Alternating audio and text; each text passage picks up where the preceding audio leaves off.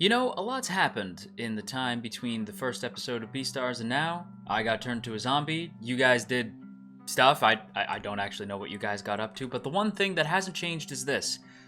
I still don't know what my persona would be. With that said, hello everybody, welcome back to the channel. If you're new here, hi, how's it going? My name's JoJo. As you can see, I am a zombie. Do not worry, I won't eat your brains unless you get on my nerves. And welcome back to our weekly Beastars discussion video. Today we're here to talk all about Season 2, Episode 1. But before we get into that, quick reminder if you haven't done so yet, to hit that subscribe button, ring that bell, set notifications to all, and let all of AnyTube know that you're here. And with that said, what do you say we get our proton packs and make sure that you ain't afraid of no ghost as we talk about Episode 1 of Season 2 of Beastars. So there's two major things that I want to talk about in regards to this week's episode. I want to talk about the ghost of Tem, and I want to talk about the fallout from Season 1. I think we'll start by talking about the ghost of Tem first, since I think I have the most to say about this, as opposed to just like the fallout from Season 1, since like there's stuff that we should talk about in regards to what happened between Season 1 and Season 2, since about 2 months have passed, but it's not like I don't have as much to say. The ghost of Tem is like the big part of the episode. And I'm using ghost in huge air quotes here because yeah, I don't assume it's a ghost. I don't know what the hell it is. We do get a look at it later. I don't know what the high hell it is, but I don't think it's a ghost. I don't think the show would go in a supernatural direction, although I'd be kind of hype if it did, so we'll see. That said, I want to talk about the initial part, right, where the gang are just sort of like, the first scene in the episode where the gang are just talking about stars and how, like, you have a guardian star and you have to help each other shine bright and all that stuff, and I'm like, ooh, metaphor! But then the gang starts being like, man, I'm cold, I hate it here, like freaking Jack, this is a dumb idea. And Jack's like, no, it's not, let me get the telescope, I promise, like, just wait, be patient, okay, there's gonna be, like, shooting stars, just give it a second. I'll go get the telescope, I'll be right back. And Jack leaves, you know, to go get his telescope. And the instant he left, I was like, okay, why is he leaving? And I'm remembering now how Season 1 starts, right? So I'm like, wait, no, right? Because I'm like, not Jack. If anything happens to my boy, I'm gonna be pissed. The goodest boy, Jack, best friend, Jack. I was like, there's no way. And as this dude goes as this dude goes, you know, sort of like scampering through the halls with the telescope in hand, which is adorable, by the way, he notices something sort of catches his eye as he notices like something sort of fall by where Tem died, right? And this is 2 months later after Season 1, so Tem's like little vigil, it's still there, and they haven't solved this mystery, which is crazy to me. But Tem's, like, the whole vigil thing is still there, right? Now, it's to me, like, the tension in this scene is built up beautifully, because in this moment, you're not only remembering how Season 1 starts, but also how Season 1 ends, where we see, like, somebody freaky walking up to Lugosi, and they're like, you alright? Like, so you know that there somebody bad is on campus, right? And whether or not it's the same person who killed Tem, we don't know. At least I don't know. Again, I am a anime only. If you do know stuff from the manga, as usual, as I say on this channel, if you do know, don't say a friggin' thing. Don't say a single word. All you gotta say is asterisk, laughs in manga, asterisk, or blank in manga. Whatever you feel like, blank in manga. Don't actually tell anybody. If you blank in manga readers will know what you're talking about, and you're not spoiling it for anime onlys. I think it's a clever way around the whole thing. That said, you know that there's somebody bad, right? If you're me and you're anime only, you know that there's somebody bad on campus. So whether it's a ghost or not, I'm terrified something's gonna happen to Jack. And I think that they did that on purpose, because they make Jack so dang wholesome so that you are concerned that something might happen.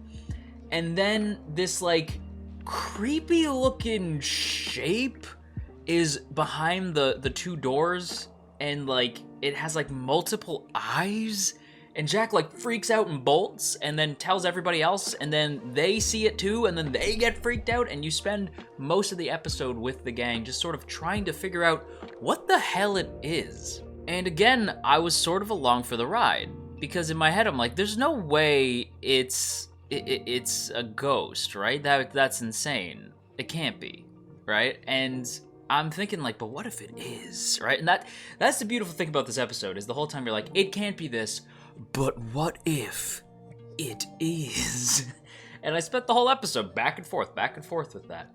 And I love that they go to the newspaper and we see the little mouse dude who's like, have you lost your mind? Like, I need to sell papers. And I'm not going to sell them based on some friggin' possible ghost you kids saw. Like, there's no way that you saw a ghost. You kids are losing your mind. And they're like, no, we're not. Right? Like, we know what we saw. But the newspaper guy says, listen, sales are down because I don't have pictures of Louis to put in the paper. So I need actual stories here. I'm losing my mind. This ghost thing is not appropriate. They're like, you have to look into this. He's like, okay, fine. But what am I, a friggin' detective now? I'm a newspaper guy. Like, go talk to, like, the school. I don't know anything about this. I love that whole scene. But this is where we start to notice something, right? As this is happening, Lugosi asks, like, did you hear a noise? And they're like, nah, I didn't hear anything. And Lugosi's like a sound. Like, I can't even replicate the sound, like just a creepy sound. Listen, I'm sure that sounded weird, but like, you know what I mean? Like the sound that Lugosi hears, and even he can't really replicate it. And the kids are like, nah, if anything, I heard like footsteps. And they're like, wait, if you heard footsteps, why would it be a ghost? You know, because like, yeah, ghosts float. You know, like that doesn't make any sense. So they start sort of putting the pieces together, like, okay, maybe it's like a person, right? Like maybe it's one of the students, you know, maybe it's like a carnivore or herbivore, like pulling a prank or something. But as this is happening, Lugosi still hears this sound, and it's brilliant because you hear the sound all throughout the episode, and the way it's done is great, right? Because you keep hearing it over and over, and Lugosi at first thinks it's just like nothing. He writes it off as like, oh, that was weird, and then he keeps hearing it, and it starts kind of getting to him. He's like hearing it constantly now, and his friends try to tell him like, listen, man, like it might just be stress. Like best boy Jack, you know, the goodest boy Jack, just kind of tells him like, Lugosi, it might just be stress. You know, like you can start to hear things when you get stressed out and you haven't slept well, you're not taking care of yourself, like you might be hearing things. So maybe you're just stressed out and kind of losing it a little bit. So you just gotta chill out. And as he's telling Lugosi that, he hears it again, Lugosi just turns around and cracks the wall. Like puts a full-blown like dent in the wall, and the others are like freaked out by that. And one of them even remarks like, he moved like a trained assassin just now. And I'm like, that's because my boy's had some experience in throwing fists, you know what I'm saying? The end of season 1 still sticks with me, man. And yeah, so they're freaked out by this. But the whole time you're like, okay, is Lugosi losing it, or is there actually a ghost? And then you find out, no, there's no ghost, right? Like, because it was one of the first years, I believe it was one of the first years pulling a prank, and they get caught pulling the prank because they use like a sensor that uses heat to take a picture. Like anytime it senses heat, it takes a picture. And there is one more picture. There's a third picture that they take, and they're like, wait, what's that one? They're like, I don't know, maybe it picked up like a cockroach or something. I'm not super sure. So there is a third picture that you don't see, right? You don't see what it is. So it's like, interesting. And Lugosi keeps hearing noises, even though they just said it's definitely just a first year pulling pranks. Like, that's what it is. There's no, and you even see that the first year is like wearing an eye over his head. Like that's what it is. That's what they keep seeing. Thing is, Lugosi, after putting a dent in the wall, goes to get their laundry, and as he gets it, he hears the noise again. He's like, okay, like, you better come out here, because if you don't, I'm gonna start to think it's a problem with me. So hurry up and get your ass out here. And then this like bizarre smoke starts to like circle Lugosi in the laundry room, and this voice says, aha, it is finally time to reveal myself. And this creepy like shape just like plops down, and when I say plop, I mean like plops down, and I'm like, ew, dog, what the high hell is that? And it freaks out Lugosi, so whatever it is, it ain't good. Like, I don't know what it is, but it ain't good. Like, I don't know what it is, but I don't think it's a ghost. I really don't think it's a ghost. I don't think the show's gonna go in that direction. If they do, hooray! Because it could be ectoplasm. You know, ghosts leave ectoplasm. Just look at Slimer, okay? He's mostly ectoplasm. That said, if they do make it a ghost, I'm kind of here for it. I don't super want them to go in that direction, but I am kind of here for it, not gonna lie. But with that said, we're gonna stop talking about the ghost of Tem now, and we're gonna start talking about the fallout from season 1. So very briefly, right? Lugosi and Haru are still meeting up, but it's in secret, right? They're not meeting out in the public. And Haru says, like, there's still rumors flying around about her, and it's only gotten worse now that people think that she was, you know, out with a carnivore all night, which she was. But it was our good boy. It was kindest, bestest boy Lugosi. Like, I was gonna say, ain't nothing gonna happen, but stuff almost happened. But, like, yeah, it'd be like that. And, like, Lugosi and Haru are still meeting in secret. And Lugosi, like, you know, he'll ask Haru, like, hey, you want to hang out? And Haru picks the place. But they're not exactly dating, which I'll admit kind of bummed me out. Because y'all know me, I'm a shippy dude, right? And I've had some time to sit with the different ships in the show. And I still think my number one ship is actually the OT3. I actually kind of like the battle between Haru and Lugosi and Louis and Lugosi has since settled into Louis, Lugosi, Haru, you know, like into an OT3. So I want these three to just be together. I very, very rarely do I ever go OT3. Like, this is like an incredibly rare situation, but Beastars is created as such that I kind of have to want to see these three just being happy together. You know, it would just make me the happiest. And yeah, that said, a little bummed out that Lugosi and Haru aren't officially dating. At least Lugosi doesn't seem to think that they are, and Haru doesn't really imply that they are. So it's like, okay, I don't think they're dating. And that's a bit of a bummer, because I really want these crazy kids to work things out. You know, if the show doesn't end, like, I don't think the show's gonna end with an OT3, right? Whenever I say, like, I ship this thing, people assume that I'm saying that I think they're endgame. And it's like, no, you dunce. Like, I'm just saying that I like those characters together. It doesn't necessarily mean that I expect the show to put them together. But in this case, I will legitimately be slightly disappointed if the show does not put Lugosi and Haru together. You know what I mean? Like, I do think if I can only have, like, a pairing of two, if I can't have three, then I want Lugosi and Haru. I really do. And so seeing these crazy kids not dating after the events of season 1 is a bit of a bummer. And yeah, I still want to see it. I still want the two of them to get together. I think they're super cute. I really like the Lugosi-Haru dynamic, and I think, like, he thinks about her throughout the whole episode, right? Even when he meets up with Juno, and we'll talk about that when we get to it, but, like, the whole time, like, just, like, he's thinking about Haru, like, that's who's on his mind, and I don't blame him. Haru's great, right? I love Haru. Everybody loves Haru. At least, I assume everybody loves Haru, unless you like Juno, in which case, maybe you don't like Haru as much. But, just the Lugosi-Haru dynamic is so freaking cute. And I love it to pieces, and I hope that the show puts them together sooner rather than later. That said, I want to talk about Louis now, the other member of the OT3, who has been absent for 2 months! Can you imagine being absent for 2 months like you were? Because you didn't hit subscribe when you could have. Hit subscribe right now. Do the thing. I'd appreciate it, thank you. But yeah, seeing Louis be, like, absent for that long is insane, right? Like, where the hell has he been? I kind of have an idea where he's been, like, just based off where season 1 ended. I'm not gonna say just yet.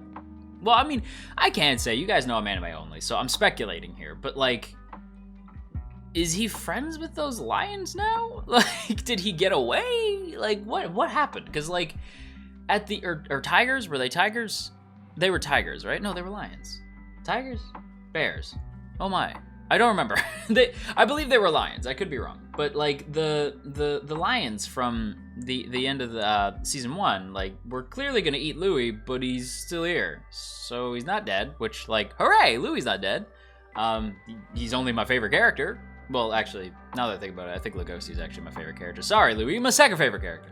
But, like, yeah, you know, like, I didn't want him to die, and he's not dead, so that's nice. But there's something about him that is different. He still has the similar sort of aura to him, you know, that, like, confidence, that calm confidence, but we see, like, shaken under the surface. But this is, like, an eerily different vibe, right? Like, it's similar, but it's different. Like, he's more calm than he used to be. It's as if, like, the part of him that was, like, shaken is just completely gone, right? Like, that sort of uneasiness beneath the calm exterior. That's just gone, and it's just calm exterior and calm interior now. And the only thing I can think of that gave him that is that he's done some soul searching to some degree in the 2 months. And again, like, is he friends with the Lions? Would the Lions be friends with him? Like, I don't know what the hell's happening. But whatever happened, it led to him resigning from the drama club and telling Lugosi that darkness and light have switched places. And what does that, like, what does him resigning mean, right? Because it's like, okay, so he's doing something else outside of the drama club now. Is he still attending school? Like, or is he just like, has he just left Cherryton completely? I don't really know. And then him telling Lugosi that darkness and light have switched places, I think it's just kind of indicating that the carnivore is now acting like the herbivore is now acting like the carnivore. And if that's the case, and my friends with the lions theory is correct, I'm just gonna say that I'm very curious to see what they do with Louis. I think I'm on the right track, but I'm curious to see what they do with Louis and the Lions. That's all I'm gonna say. That said, there is one other character that we gotta talk about, since they had some stuff happen with them this first week back, and that is Juno. We haven't seen Juno in a while. Well, I mean, we haven't seen any of these characters in a while, but Juno takes the longest to sort of reunite with, right? Like, by the time we see Juno, it's like, oh shit, there she is. And she's still Juno. Like, I don't dislike Juno. I feel like maybe I did back when I watched season 1, and that's a little harsh. I do get where Juno's coming from. I don't dislike her. It's just like the things like the interest in Lugosi just gotta stop. She getting in the way of my ship. You know what I mean? So I'm like, okay, she's kind of bugging me a little bit, but I get where she's coming from. She really cares about Lugosi, so of course she's gonna say the things she says and do the things that she does, and I get it, right? Like, and my thing is just like, if anything, I almost kind of agree with the other carnivores on this one, where it seems like if Louis not there, Juno might be the next best bet for Beastar. And I'm like, that does make a lot of sense to me, because Juno gave the speech at the Meteorite Festival, and that actually made the carnivores able to get along easier with the herbivores. Right? The herbivores don't have their backs up when the carnivores come around, you know, like they're less on their guard. And so Juno being the Beastar might actually be beneficial, because it might show like, look, the carnivores aren't all bad. One of them is the Beastar, right? Like, they're great, right? Like you don't gotta worry about them. Like, that was in the past. Like, they're not gonna eat you. You know, you're fine. Don't freak out. At least at the academy. I don't know about the real world, because we've seen the real world in Beastars, and it is scary and weird. But yeah. I think that Juno being Beastar makes a lot of sense. That said, do I think that Juno will become the Beastar? No, because I think that we're gonna get swerved. I legitimately think that Paru is gonna pull something on us and gonna swerve in a different direction when we think that she's gonna go one way. She's gonna write the story in a different way. So I don't necessarily think Juno's going to become the Beastar, but I do see why it would make sense for her to become the Beastar, and why Lugosi would even kind of contemplate it. As for two other characters who don't really get mentioned this week, Bill and Goheen are two characters who I really enjoyed from season 1. I want to see a redemption arc for Bill, right? Because if you don't know, like, some of my favorite characters are like the douchey characters who turn good, right? Like the bully character, or like the jerk character who turns out to be like a big teddy bear later in the show, right? And I'm kind of hoping that happens with Bill. Like, I'm kind of hoping that Bill is like, nah, actually now I'm like Lugosi's buddy, and like, yeah, I'm still kind of a jerk, but like, that's why I'm charming, right? Like, and I care about my friends. Like, do I actually think that's gonna happen? No. But do I want a Bill redemption arc? Yeah, right? I want to see that. Goheen, I just love. I mean, he's voiced by friggin' Snake, right? Solid Snake is Goheen. So I just kind of miss him. I was a little disappointed that he wasn't here, but at the same time, like, why would he be? You know, he's not really needed right now. But it'd be nice to show, like, yeah, Lugosi and Goheen still hang out and they talk or whatever. I don't know, it would have been nice. But yeah, overall, I'd say this was like a really solid first episode back. Very, very happy. And with that said, everybody, that is going to wrap up today's video here. So I hope you guys enjoyed. If you did, don't forget to boop that up snoot, share if you care, leave a comment down below, and of course, make sure that you hit that sub button, ring that bell, set notifications to all, and let all of AnyTube know that you're here. And before we go, as always, I want to give a big, big thank you to the good folks in the T Squadron. Look at these beautiful people. Look at all these beautiful names, and hey, if you would like to join these beautiful people, there are now 2 ways to do so. The first is by hitting that join button right beside the sub button to get a badge next to your name, some emotes to spam in the comments, and of course, your name scrolling past the screen here. Or you can hit that Patreon link in the description. Either way, it is super, super appreciated. So once again, a big thank you to the T Squadron, and that is it for me. So until next time, wash your dang hands, you stay classy, and man is it good to be back. I miss Beastars. Oh, and screw Netflix. Start releasing stuff weekly, you absolute dunces. Thank you.